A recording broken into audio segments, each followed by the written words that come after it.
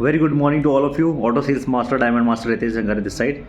एक हमको जो है ट्रेनिंग्स वगैरह जो होती है एटमी की, वहाँ पे एक बड़ी इंपॉर्टेंट जो है वो चीज़ सिखाई गई थी, इसके बारे में मैं ये वीडियो बना रहा हूँ। राइट, सो हम में से बहुत कम लोग जानते हैं कि एटमी में या फिर डायरेक्ट सेलिंग इंडस्ट्री में इनफैक्ट एक टर्म के बारे में बिल्कुल भी डिस्कशन नहीं किया जाता है, और ये टर्म इतना ज़्यादा इम्पॉर्टेंट है कि इसी टर्म पे किसी कंपनी का बिलियन डॉलर मिलियन डॉलर की कंपनी बनना और इसी टर्म पे किसी कंपनी का 3 से 4 साल के अंदर में कोलैप्स होना जो है वो तय होता है। राइट, तो इस टर्मिनोलॉजी को क्या बोलते हैं? इसे बोलते हैं डेब्ट फ्री कंपनी। ठीक है, अगर हम लोग साधारण लैंग्वेज में समझे तो कौन सी कंपनी जो है वो कर्ज लेके या लोन लेके चल रही है और कौन सी कंपनी है जो कर्ज मुक्त कंपनी है।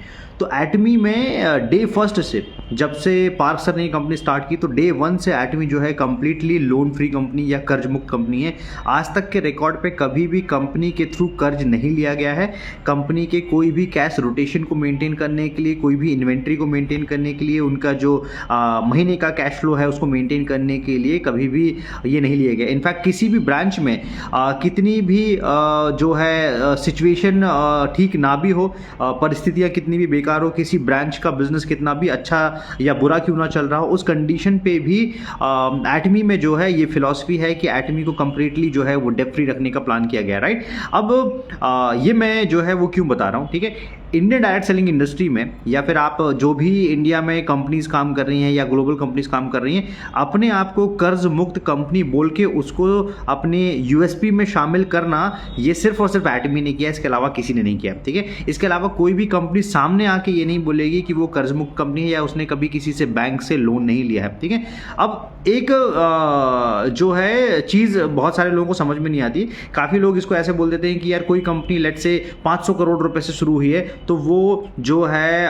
डेब्ट फ्री कंपनी नहीं हो सकती है, या वो जो है वो कंपनी कभी लोन नहीं ले सकती है। राइट, तो ऐसा बिल्कुल भी नहीं है, क्योंकि जब कंपनी बढ़ना स्टार्ट करती है तो बिजनेस एक्सपेंशन के लिए उसको फंड्स के रिक्वायरमेंट होते हैं। ठीक है, फंड्स के रिक्वायरमेंट होते हैं तो कैश फ्लो को कैसे मैनेज करती है वो उस पर बहुत ज़्यादा डिपेंड करता है। और इंडिया में एक मेंटालिटी है, इंडिया में बेसिकली जैसे जैसे कंपनी स्केल करती है, कंपनियां चीज़ों को ऑटोमेट करने की जगह पे मैन पावर ज़्यादा बढ़ा देती है, मतलब एम्प्लॉयमेंट को ज़्यादा जो अपने उनके एम्प्लॉयज़ होते हैं उनको बहुत ज़्यादा बढ़ा देती है। ठीक है, तो एटमी में एक चीज़ यूज़ की जाती है, इसको बोला जाता है रेजर थिन मैनेजमेंट। राइट, और इससे क्या होता है? इससे ये हो जाता है कि मैनेजमेंट बहुत ज़्यादा कॉस्ट कटिंग करता है। मैनेजमेंट कॉस्ट कटिंग करता है तो अननेसेसरी किसी भी चीज़ में जो है वो मैनेजमेंट पैसा वेस्ट नहीं करता है। और दूसरी चीज़ होती है कि एटमी बहुत ज़्यादा ऑटोमेशन पे बिलीव करती है, टेक्नोलॉजी के थ्रू जो है चीज़ों को ऑटोमेट करती है। इसके थ्रू भी जो है कंपनी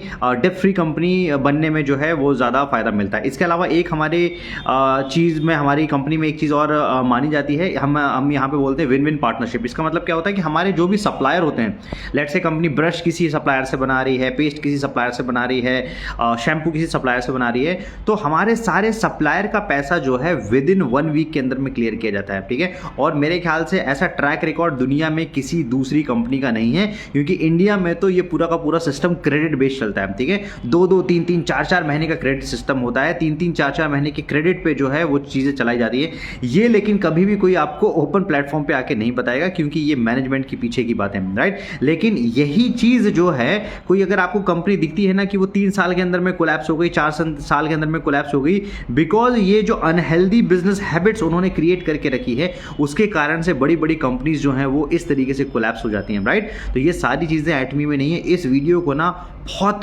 तबीयत से शेयर कीजिए, सारे लोगों के साथ में शेयर कीजिए, बड़े बड़े नेटवर्कर्स के साथ में शेयर कीजिए, सारे डायरेक्ट सेलिंग के डिस्ट्रीब्यूटर्स के साथ में शेयर कीजिए, क्योंकि ये बहुत इंपॉर्टेंट वीडियो है।